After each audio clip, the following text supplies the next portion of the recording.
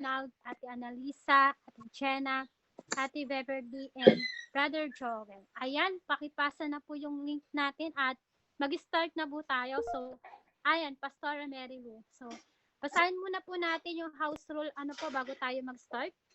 Isang house rule po ng morning prayer, nakababa po dito sa ating link, sa ating group chat. Everyone is expected to respect each other at all times. Not selling promotion not selling promoting a product or solicitation in the group. As much as possible, ask questions that are related to the topic. We may not be able to answer some question immediately as we may have consulted first our spiritual advisor. Some questions may need to be answered privately in a separate discussion. If you wish to leave the group for any reason, kindly inform the admin in charge as a sign of courtesy. Ayan po, isang mapagpalang umaga po. Na-excite na po ba ang lahat na makinig ng salita ng ating Panginoon? So, tawagin na po natin yung speaker natin. Muna nating patagalin. Isang man of God, leader na rin po dito sa Sibling for Christ at patuloy na ginagamit ng Lord sa kanyang gawain. So, purihin ang Panginoon sa buhay ng ating kapatid, Brother Joel Tanganan. Amen. Blessed morning. Clear po ba ako? Clear? Clear. Don't clear. Praise God. Yung iba kagigising katulad ko. Pero yung iba wala pang tulog. Pero matutulog ulit mamaya.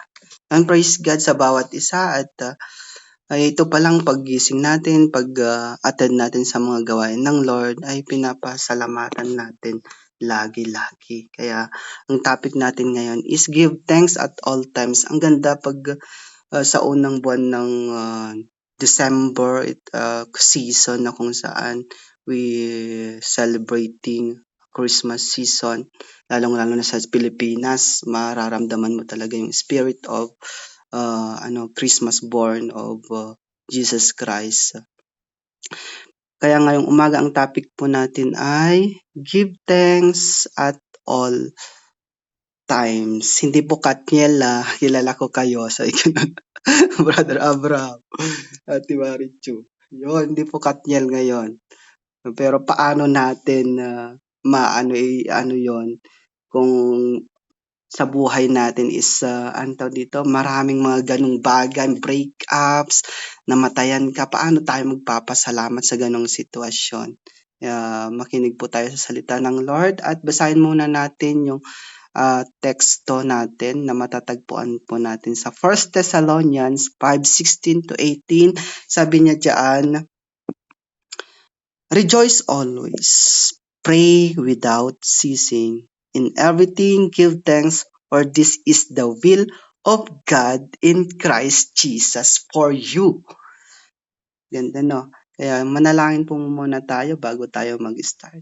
Amang banal, maraming salamat, Panginoon, that we are able, Panginoon, na makakarinig, makaka-speak, O God. And Lord, salamat, Panginoon, sa buhay. At salamat, Panginoon, sa pagkakataong ito. Privilege, Panginoon, na makapag-speak muli, Panginoon, sa mga tao, Panginoon, na marunong, na nag-o-obey sa iyo, Panginoon. Thank you, Lord. Give us wisdom, knowledge, and understanding, O God, para maunawaan po namin ang salita mo, Lord Jesus, at may apply po namin sa aming buhay. Maraming salamat po, Panginoon, sa umagang ito, Panginoon, at ikaw, Panginoon, ang mapurihan, madakila, O Lord Jesus. Ikaw na pong bahala, Panginoon. We rebuke all kinds of evil na gumagambala sa aming mind, O Lord Jesus. At sa platform na ito, O God, panatilihin mong internet connection, Lord Jesus, audible, visible, Panginoon, ang maririnig, makikita po namin na salita mo sa araw na ito, na aming lalakaran sa aming buhay. Thank you, Lord. Thank you, Jesus. Thank you, Holy Spirit. In Jesus' name we pray. Amen and amen. Yon, praise Jesus. At may moment na talagang may puso tayo ng mapagpasalamat. Pero alam natin, marami ding nalulungkot dahil sa mga nakikita natin sa social media, hiwalayang Katniel. Ayun 'no, 'yan tayo, eh. Hiwalayang Katniel, pero sa buhay natin minsan ang dami nating mga experience na hindi na natin, naisipang magpasalamat sa Diyos kasi we are focused sa situation natin na meron tayo ngayon. Breakups, ano pa ba, namatayan ka, nawalan ka ng trabaho, pinagalitan ka, and dapat magpasalamat ka pa rin. Kaya nga, give thanks at all times. So, let's define Thanksgiving. Thanksgiving is defined as expression of gratitude. Meaning, pagkilala ng utang na loob.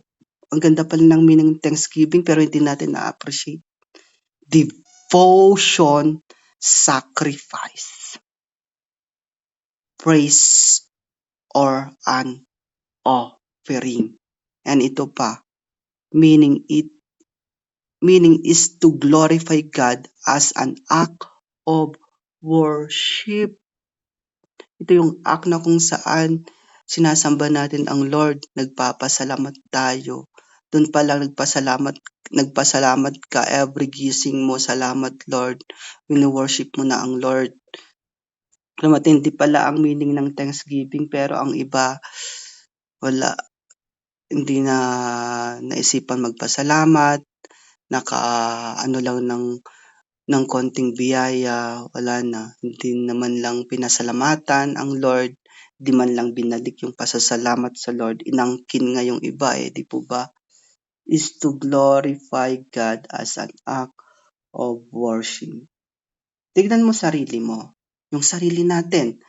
Anong mga bagay na meron tayo ngayon na binigay ng Lord? Let's be thankful. Be grateful.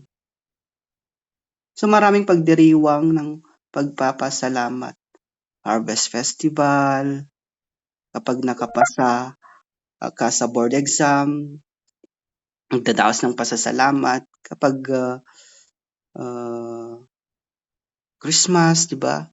Nagdadaos po tayong pagdiriwang. Pasasalamat na kung saan dapat mapurihan ang ating Panginoon. Jesus is the reason of Thanksgiving. Siya lang ang rason. Siya ang dahilan. Bakit ka nagpapasalamat? Dahil siya ang may-ari ng lahat ng meron ka ngayon. Sabihin mo sa sarili mo, salamat Lord. Buhay pa ako. Salamat Lord, ginising mo ako. Salamat Lord, naka-join ako sa gawain ito. Ang dami nating ipagpapasalamat sa Lord. Thanksgiving is a lifetime. Thanksgiving is a lifetime. Hindi po break up is a lifetime. Hindi po break up ng Katniel ngayon na uso sa social media. Dami kong nakikita kanina, sabi ko, Lord, paano ko? Mute ko yata ang Facebook ka. Di ba? Thanksgiving is a lifestyle. Hindi lang sa meron ka, saka ka lang magpasalamat, kundi sa buong buhay mo, gawin mong lifestyle ang pagpapasalamat. Sa kapwa at higit sa Diyos. Araw-araw tayo binubuhay ng Diyos. Salamat, Lord. Lord, salamat, may trabaho ako. Daming walang trabaho, kapatid, mapalad ka. Lord, salamat, may nananalangin sa akin. Lord, salamat, may church, body of Christ na concern sa akin. Nakakakain ako, sobra-sobra pa nga may take out pa, di po ba? Ang daming nagugutom, Lord, salamat, malusog ako. busog-lusog, di ba? Pinaghirapan mo yan. Ang iba nagkakasakit. Lord, salamat. Masaya ako. Ang iba ang lungkot-lungkot ng buhay, parang binagsakan ng langit at lupa sa problema. Ito matindi. Lord, salamat. Mayaman ako. Mamaya may magchat-chat sa'yo pa utang. Di ba? Ang daming walang pera. Ikaw meron. Baka naman. Ang daming natulog pero hindi na nagising. Pasalamat ka.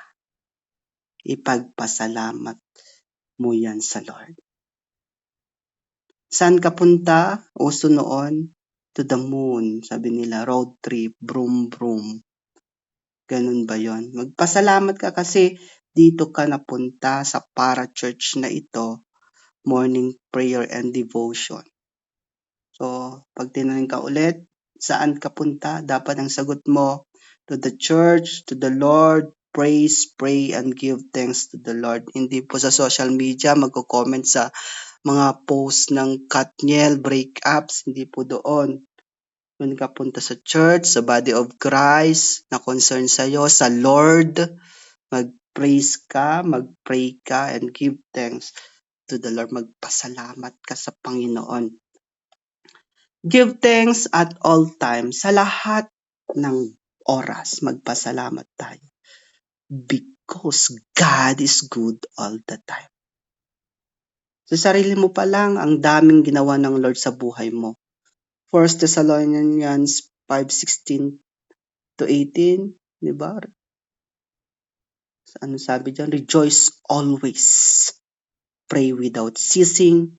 In everything, give thanks, for this is the will of God in Christ Jesus for you. Ang context nito is yung final instruction ni Paul sa ano ng Thessalonians, church ng Thessalonians.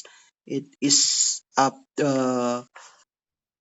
dito, thanksgiving and prayer, yung context ng Thessalonians, buong Thessalonians. Ang ating points ngayon, introduction pa lang yun kanina, point po natin, ano lang, parang 3 lang yata to. Ang pag-uusapan natin ay 3 puntos na kung saan, una, a life of thanksgiving is marked by a life of rejoicing. So verse 16, rejoice always. Kaya nyo ba yon? Rejoice always, sabi niya eh. Sabi ni Paul. Thessalonians, mag-rejoice kayo palagi. Magalak kayo palagi. Hindi kayo magsabon ng rejoice, hindi niya sinasabing gano'n. Magalak kayo palagi, baka sabihin sa'yo, baliw ka na. Yung nawalan ka, namatayan ka, nag-break up kayo, sasabihin sa'yo, rejoice always. Di ba ang hirap nun? Sa verse 16, si Paul commands the church of Thessalonica to rejoice while he was in the middle of persecution. Ang tindi pala ang pinagdadaanan ni Paul. Tapos mag-encourage siya na rejoice always, Thessalonian Church of Thessalonians, rejoice always. Inuusig sila pero sabi ni Paul, maggalak kayo palagi. Si Pablo nagsalita about joy, rejoice, not happy or happiness. Dahil ang happiness ay circumstantial at emotion na hindi natin nakokontrol. Kapag sinaktan ka, malulungkot ka. Tama? Pag nawala ang isang phone mo, malungkot ka pa rin. Nabasag, nahulog, nabasag, hindi na ma-open, malulungkot ka. Kahit ang dami-dami mo namang gadget, it is emotion. Yung simpleng bagay, magagalit ka, konting kasalanan, di ka na naman masaya. Hindi ka na naman magpapatawa. Joy or rejoice ay intentional. Yung kanina is, dito, yung happiness na nakokontrol mo, it is emotion. Ang rejoice or joy, rejoicing ay intentional act of faith. Nas ito sana ang gagamitin natin as a Christian. Rejoice. Be joy. Instead na happy or happiness. Be joy, rejoice always. Yung happy ka lang kasi nakatanggap ka ng regalo sa di mo kakilala. Samantalang joy or rejoice ang mararamdaman mo pag pamilya mo or mahal mo ang nagbigay sa'yo. lalo na si Lord nagbigay sa'yo ng blessing, that is an intentional act of faith. Rejoice. Rejoice always. Sabihin mo sa sarili mo, rejoice. Magre-rejoice ako. Hindi ka magsha-shampoo, magkagalak pa rin ako. Kahit anong mga persecution, kahit anong mga problemang dumarating sa aking buhay, dapat magalak tayo palagi. Rejoice always. Always. Circumstances, problem, ay magagalak ka pa rin. Either bad or good situation. Ang iba dyan, wala lang pera, hindi na nagpapasalamat. Nakasimangot na, mainit na ang ulo. Alam ko masaya yung iba kasi kakasahod lang, December 1, 30 pa lang. Yung iba, baka 25 yung iba, sahod na 15, ganyan. So, Habakkuk 3:17, 18, bagamat di namumunga ang puno ng igos at hindi rin namumunga ang mga ubas. Kahit na maantala ang pamumunga ng ulibo at walang anihin sa mga bukirin, kahit na mamatay lahat ang mga tupa at mawala ang mga baka sa kulungan, sa 18, magagalak pa rin ako, sabi niya, at magsasaya dahil si Yahweh ang Diyos na magliligtas sa akin. Ang iba problema niya ang pagkain. Pero tignan mo ang mga ibon, di ba? Pinapakain ng Lord. Di ba? Wala naman silang trabaho. How much more ikaw na binigyan ng karunungan na gumawa ng kaparaanan para mamuhay sa mundong ito. Tapos sabihin mo, wala kang pera, hindi ko kaya yan. So, titignan mo ang Lord. Ang laki-laki ng Lord kaysa sa problema mo. Kaysa sa pinoproblema mo. So, dapat, praise God, nabubuhay ka pa. Binubuhay ka pa rin ng Lord. O buhayin kita bukas. O bibigyan kita ng karunungan. Trabaho ka. Ang lawak kasi ng ng Lord eh. It is sovereign.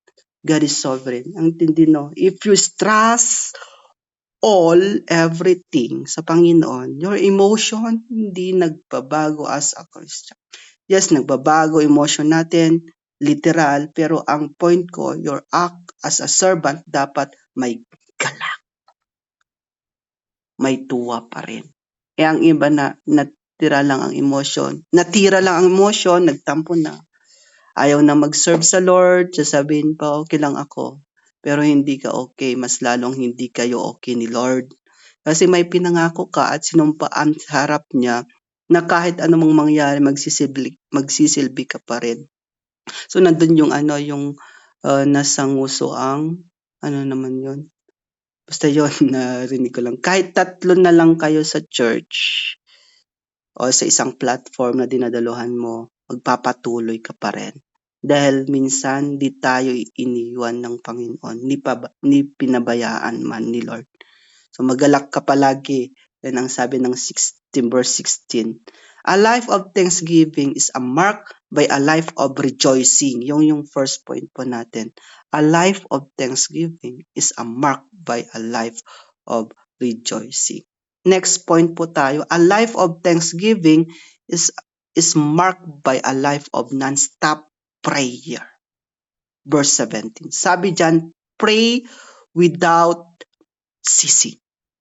Pray without ceasing. Continually, non-stop. Ano pa ba? Unlimited ang prayer mo. Hindi lang 5 times na katulad dito, mga Muslim. 5 times. Then paulit-ulit yung prayer. Hindi ko maintindihan yung prayer nila. Devoted talaga sila kahit madaling araw, maya-maya mag-ano na mga yon, maghihiyaw na naman ang kampana ng church nila. Mga 4 o'clock siguro. So napakahalaga po ang prayer, lalo na tayo mga Kristiyano, na kung gusto mong kausapin si Lord, pray is the key. Communication yan eh. Yan yung communication natin sa Lord. Pag wala ka ng signal sa Lord, magpa-load ka, mag-recharge ka, then babalik ka sa Lord para makakonect ka sa Kanya. Wala daw tigil na pananalangin. Paano yan? Paano yan kuya? Di na ako mag-work, ganon. So, di na ako makakapagtrabaho kasi lagi na lang ako magpipray. Ganun ba kapatid? Hindi. Hindi po natin iliteral yung non-stop prayer. Sa pamamagitan ng isip mo pa lang, pwede kang mag-pray, mag-worship, pwede kang mag-deliverance pag sa isip pa lang eh. Pag inaatake ka na ng kaaway, sa isip pa lang, nagdi-deliverance ka, nagpe-pray ka na, prayer of deliverance, nagde-declare ka na. So, ganung mga paraan ay unlimited yung prayer natin, non-stop. Pwede kang mag-worship, sa isip pa lang, sa free time mo, lalo na pag may free time ka, talagang matindi yun. You can pray everywhere, anytime, walang tigil. Prayer is the backbone of the church. Hindi lang tuwing pinagligkat sa church service ng opening prayer. Hindi lang yon, hindi lang nag-closing prayer ka sa isang platform. Hindi lang yon. Hindi lang tuwing prayer meeting nyo, hindi lang yun ang pananalangin mo.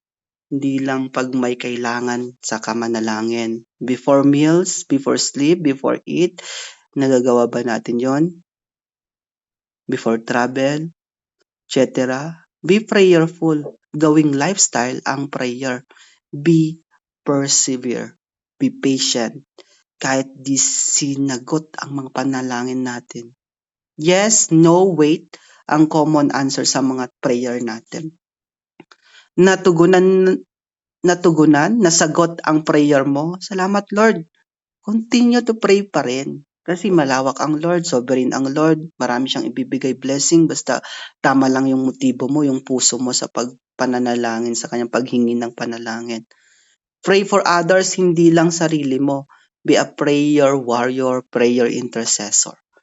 Pag no ang sagot sa'yo ni Lord, pasalamat ka pa rin. Kasi ni-remind ka ng Lord to give thanks dahil nung sinagot ng Lord ang panalangin mo, di ka nagpasalamat sa Kanya.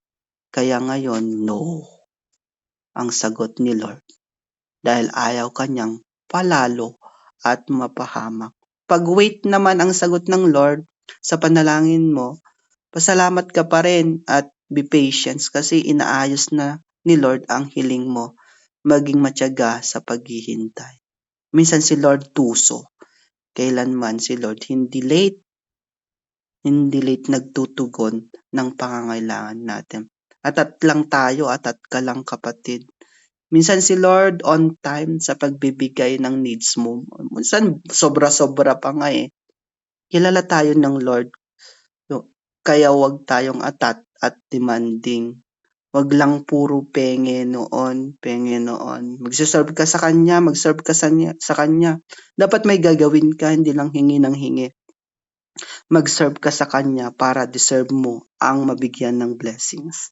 Deserve mo ang matugunan sa lahat ng prayer mo. Romans 12:12. Slide, wait lang. Hindi ko nakikita yun. Maliit. Anong sabi sa Romans 12:12? Romans 12:12, sabi dyan. Hindi ko makita dyan. Romans 12:12. Wait, ipin ko nga. Magalak kayo dahil sa inyong pag-asa. Matyaga kayo sa inyong kapighatian at palaging manalangin. Diyan na-quote na palaging manalangin. Magalak kayo. Sabi niya diyan.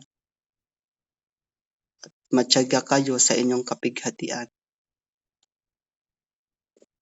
Verse 16, anong sabi? Rejoice always, pray without ceasing, in everything give thanks. Bakit daw? Dahil this is a will of God in Christ Jesus for you. Kalooban ng Lord pala kaya sa ayaw at sa gusto mo, gawin mo na lang. Amen. Number 3, last na po tayo dito. A life of rejoicing is marked by a life of giving thanks. Verse 18, give thanks in all circumstances. Ano sabi? Give thanks in all circumstances, for this is God's will for you in Christ Jesus.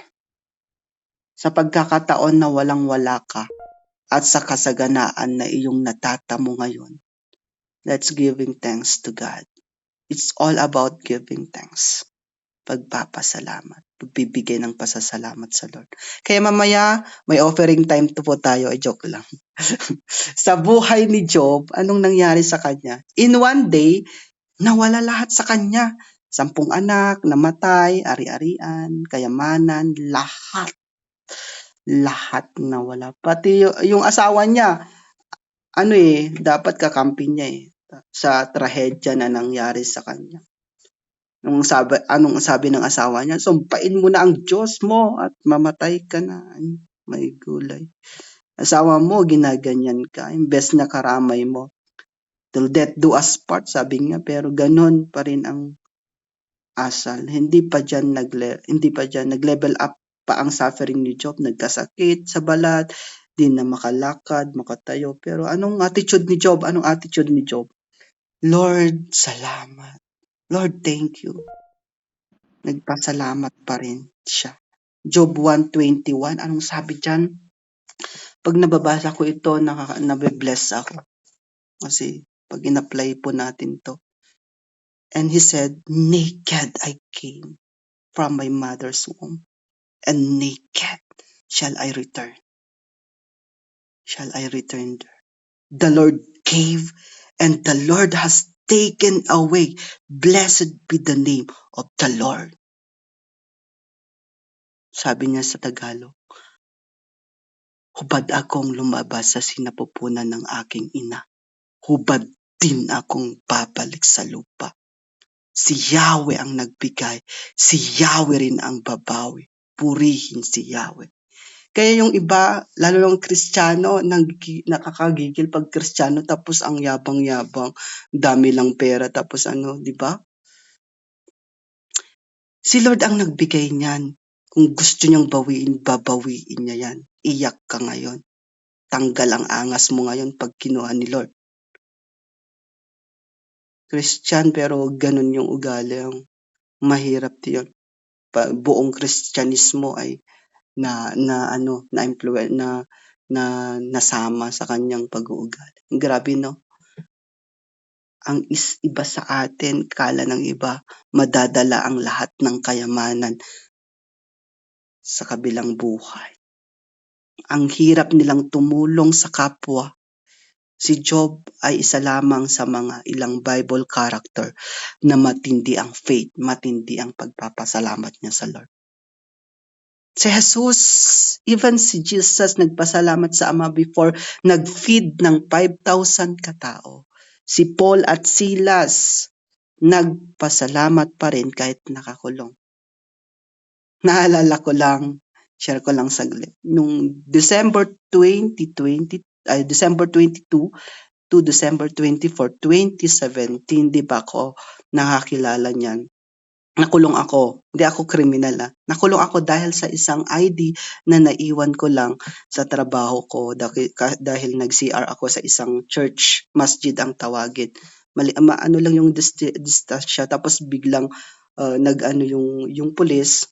So, nag-check ng ID, wala akong ID ipe-present. So sabi ko, kunin ko muna. Wala, hindi ko na nakuha. Pinaano na ako sa sasakyan ng polis. So yun, nakulong ako. yun pala yung time na kung saan dito hindi kasi ako maawat-awat na noon hindi pa ako nag-church noon, hindi pa ako nakakalala sa Lord. 2018 ng January, after kong makulong noon, dito nag-ano muna ako kasi sa kulungan pinaranas sa akin ng Lord. Pinakita talaga flashback. Nakita habang natulog ako kung sa ito yung kasalanan mo, ito ka noon. Tapos parang inaano na ako na balik ka na sa akin, ganyan. Balik ka na, kilalanin mo ako, ganyan. So 2018, may nag-invite sa akin, ang sabi niya lang niyan, birthday ko, maraming pagkain doon. So pumunta naman ako. Pero yun, Christian pala. Tapos, kasi dati sabi niya nagpa-fasting daw siya. Hindi ko naman intindihan yung fasting. So ang bait-bait ng taong yun, in-invite niya ako. So pumunta naman ako kasi may kainan, di ba? So, pumunta naman. Then, grabe noon, bawat letra, bawat ang sinasabi ng speaker, ng preacher, tumutulo ang luha ko kasi pinaparanas ng Lord na anak kita. Na doon pa lang nagpapasalamat ako sa Lord kasi muli akong hinango ako sa kasalanan.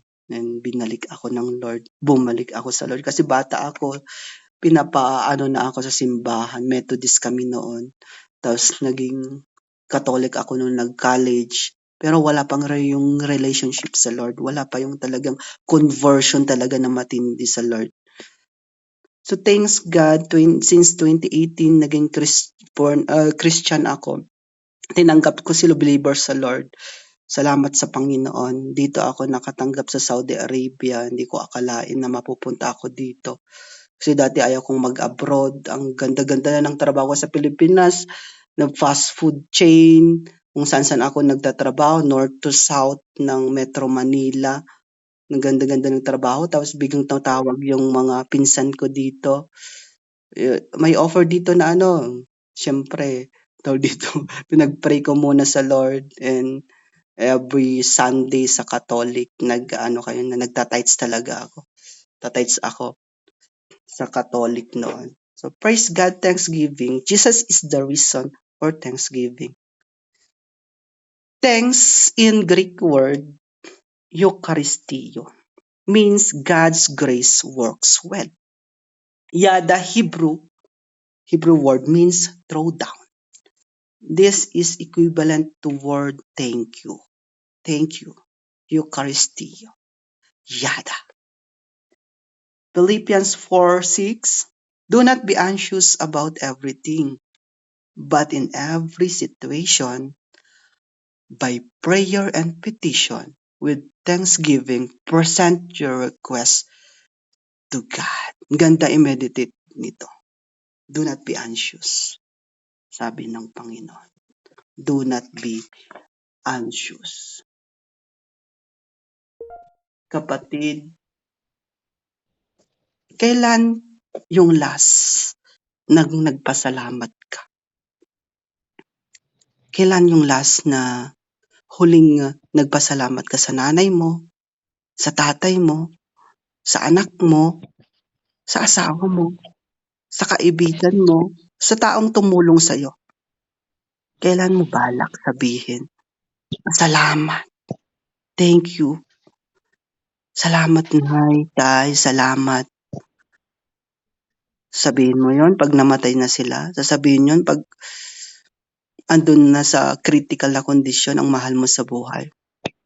Every day, sabihin mo thank you kung ano man mga pag-appreciate sa kanila. Hindi lang thank you, i-hug mo sila, I love you, ganyan. Mapalad ang mga may buo pa ang pamilya, ang parents. Thank you. Sa akin, thank you pa rin. Kasi sabi ko nga, I lost my father, I lost my mother, but I never lost my faith. Thank you, Lord. Sabihin mo para mo na rin pinasalamatan ang Panginoon. God challenged us to give thanks. Psalm 106:1. Praise the Lord.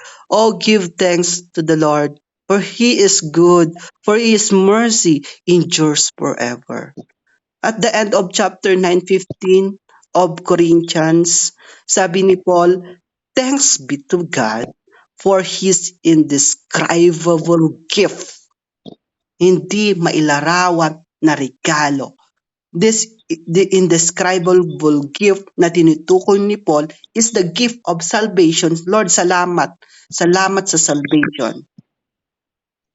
Yun yung kailangan po natin na igalak palagi, ipanalangin na walang humpay, at ipagpasalamat sa Diyos. Kaligtasan ang indescribable na binigay sa iyo ng Lord. Na siyang dahilan kung bakit tayo patuloy nagpapasalamat. 2023, matatapos ang taon, is for Jesus ang taong ito. Ano mang sitwasyon na naranasan mo sa 2023, pagpasalamat mo yan. And also, this coming 2024, declare it is for Jesus. Yung moment na kasama mo ang Lord 2024 and the rest of your life is for Jesus. Thank you, Lord. Magpapasko, marami kayong handa. Thank you, Lord. Ganun po tayo dapat. Yung puso natin merong pagpapasalamat. Amen. Yun po nagtatapos ang ating talakayan ngayon at bago po tayo mag-pray, nais ko munang handugan ang Panginoon ng isang awitin. Namamas ko po, Sis Brenda. Nandiyan pala Sis Brenda. Praise God po sa bawat isa. Yung PPT, i-con ko na lang po mamaya, i-send. Yan, praise God sa bawat isa sa atin.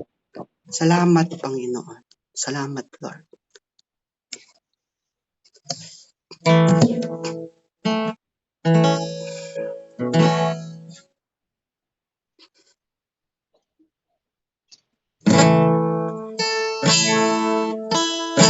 Thank you, Lord, for this life.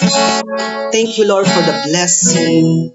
Salamat po, Panginoon, sa bawat pagkising po namin, nararanasan po namin ang mapagpapala na iyong binibigay sa amin. Salamat sa iyo, Ama. Salamat sa iyong kalighan. Salamat sa liwanag ng araw at buwan. Salamat sa iyo, O Diyos. Salamat, Panginoon Jesus. Salamat sa iyong pagligtas.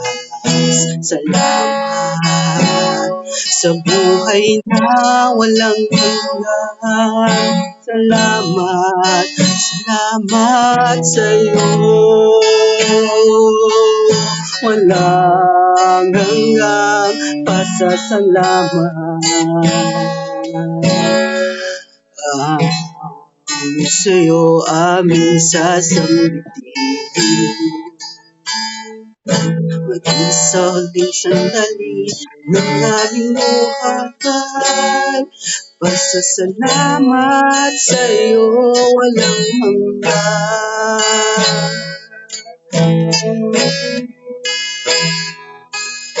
Salamat.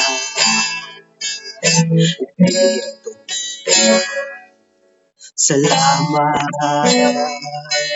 sa liwanag ng buhay. Salamat sa walang hanggang patnubay mo. Salamat sa iyo, O Diyos.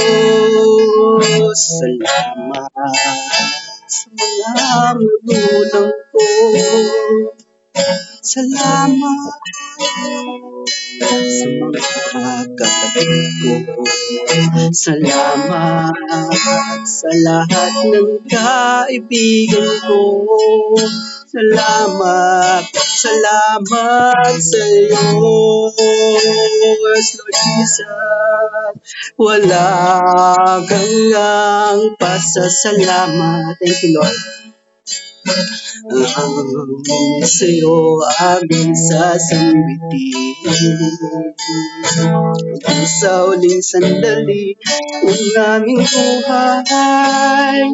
Pasasalamat sa'yo walang hanggan.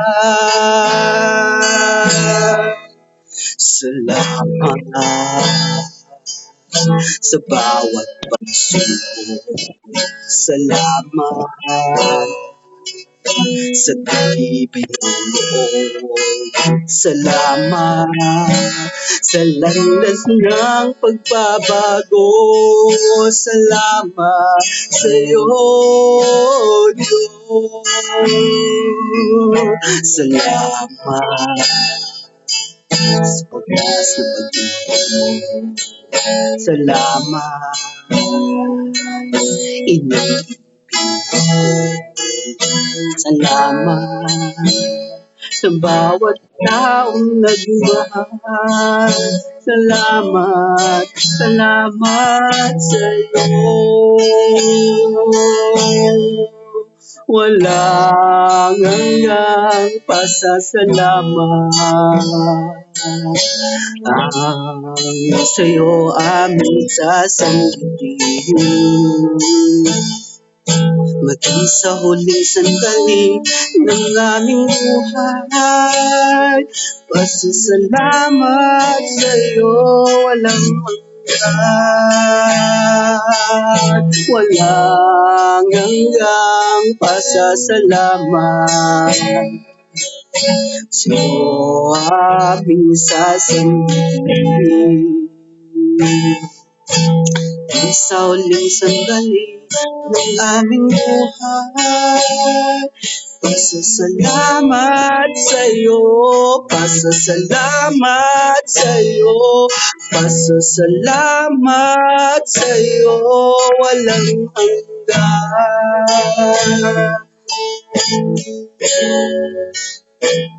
Yes, Lord Jesus, maraming salamat po, Panginoon. Katulad, Panginoon, sinabi ni Paul sa mga Thessalonians, Dalak kami pangalagi, O Lord God, palaging nananalangin, palaging nagpapasalamat sa iyo. At all times, give thanks. Salamat, Lord Jesus. I pray, Panginoon, despite and in spite, Lord God, ng aming situation, andun pang yung puso nagpapasalamat, mapagpasalamat sa iyo. Gift of life, gift of salvation, indescribable gift na tatanggap po namin sa araw-araw, O God. Lord, salamat, Panginoon. Salamat, Panginoon, sa buhay ng bawat isa na narito, Lord God. Hindi aksidente, Panginoon, na nakapakinig sila. Although, Panginoon, paulit-ulit nilang naririnig ang salitang ito, Panginoon. Because, Panginoon, there is new, Panginoon, impression, illumination sa iyo. Panginoon, ang galing sa iyo, Panginoon, sa kanilang puso. Dalangin ko, Panginoon, pagtatapos, Panginoon, ng taong ito, 2023, mananagumpay sila, Panginoon, at magpapasalamat sila palagi sa iyo. Thank you, Lord. Thank you, Jesus. Thank you, Holy Spirit. In Jesus' name we pray. Amen and amen. Thank you, Lord. Salamat po sa Panginoon. Back to you, Fasi.